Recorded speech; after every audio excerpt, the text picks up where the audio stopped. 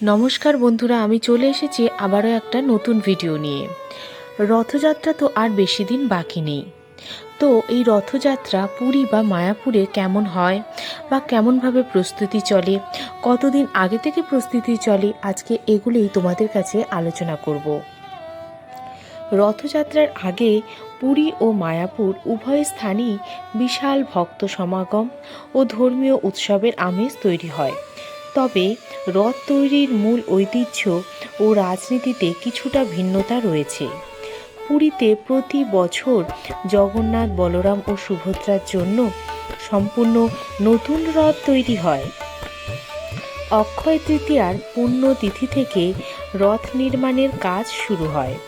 বংশ পরম্পরায় নিয়োজিত শিল্পীরা কোনো পেরেক বা স্ক্রু ব্যবহার না করে ঐতিহ্যবাহী কাঠ দিয়ে রথ নির্মাণ করেন।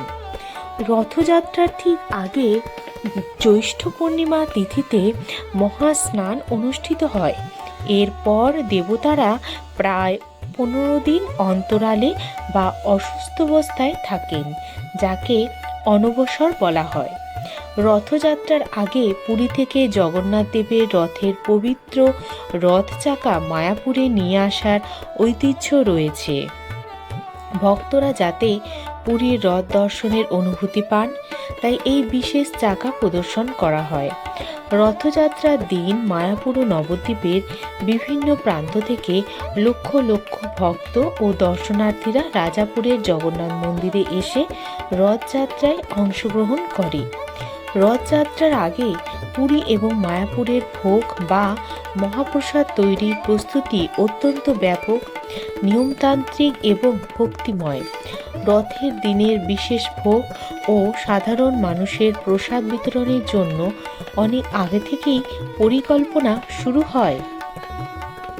কতদিন আগে থেকে পুরীর জগন্নাথ মন্দিরে প্রস্তুতি চলে? রথযাত্রার মূল প্রশাসনিক ও লজিস্টিক প্রস্তুতি প্রায় 6 থেকে 7 মাস আগে থেকে শুরু হয়।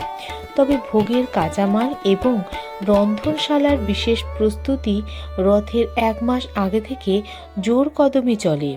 বিশেষ করে জ্যৈষ্ঠ পূর্ণিমার স্নানযাত্রার পর দেবতারা যখন 15 দিন অনবসর বা অন্তরালে থাকেন, তখন থেকেই রথের দিনের বিশেষ ভোগ, রান্নার মাটির পাত্র, বিশেষ ঘি এবং চাল ডাল সংগ্রহের চূড়ান্ত প্রস্তুতি সম্পন্ন করা হয়। রথযাত্রার ভোগের প্রস্তুতি মায়াপুর ইস্কন মন্দিরে 15 থেকে 20 দিন আগে থেকে শুরু করা হয়।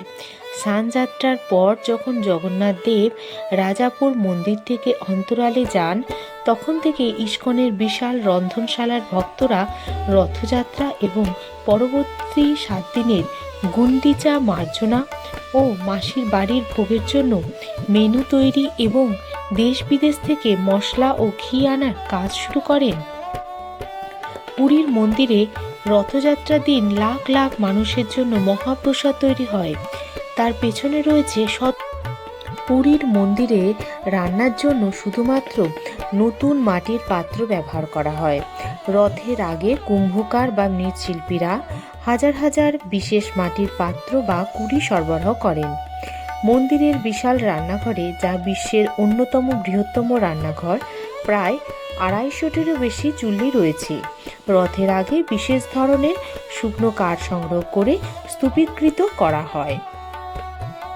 এখানে একটির উপর আরেকটি এভাবে মোট 7টি মাটির পাত্র স্তরে স্তরে বসিয়ে রান্না করা হয়। আশ্চর্যের বিষয়, সবচেয়ে ওপরের পাত্রের খাবার আগে সেদ্ধ হয়। রান্নায় কোনো পেঁয়াজ, রসুন বা আলু, টমেটোর মতো বিদেশি সবজি ব্যবহার করা হয় না। মায়াপুর জগন্নাথ দেব যখন রাজাপুর থেকে রথে চড়ে 5 কিলোমিটার দূরে ইস্কনের অস্থায়ী মাসির বাড়ি গুন্ডিচা মন্দিরে আসেন, তখন ভোগের আয়োজন এক আন্তর্জাতিক রূপ নেয়।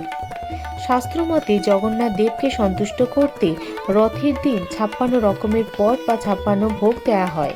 তবে মায়াপুরে ভক্তরা এতই উৎসাহী থাকেন যে দুপুরের রাজভোগে প্রায় 150 থেকে 200 রকমের ভিন্ন ভিন্ন পদ রান্না করা হয়। মায়াপুরের প্রধান রাঁধুনিদের তত্ত্বাবধানে 5 ধরনের ডাল, 8 রকমের চালের ভাত, 24 রকমের সবজি তরকারি এবং 12 থেকে 15 রকমের মিষ্টি যেমন রসগোল্লা, মালপোয়া, রাবড়ি, পাটিসাপটা, পোড়া পিঠে তৈরি করা হয়। এমনকি আন্তর্জাতিক ভক্তদের উপস্থিতির কারণে অনেক সময় কিছু মহাদেশীয় বা কন্টিনেন্টাল মিষ্টিও যেমন নারকেল কেক বা কাস্টার্ড সন্ধ্যার ভোগে যুক্ত করা হয়। রথের ভোগ রান্নার দায়িত্ব পান শুধুমাত্র দীক্ষিত এবং অভিজ্ঞ ভক্তরা। রান্না শুরুর আগে তার স্নান করে শুদ্ধ হয়ে সম্পূর্ণ মৌন থেকে অথবা কৃষ্ণনাম জপ করতে করতে রান্না করেন। রান্নার উপাদানে খাঁটি ঘি, উন্নত মানের মশলা এবং সম্পূর্ণ জৈব সবজি ব্যবহার করা হয়। রথের দিন পুরী এবং মায়াপুর দুই জায়গাতেই লাখ লাখ দর্শনার্থীরা আসেন। মায়াপুরে ইস্কনের ফুড ফর লাইফ প্রকল্পের অধীনে রথের দিন এবং পরবর্তী 7 দিন ধরে প্রতিদিন হাজার হাজার মানুষকে বিনামূল্যে খিচুড়ি ও বুদিয়া প্রসাদ বিতরণ করা হয়।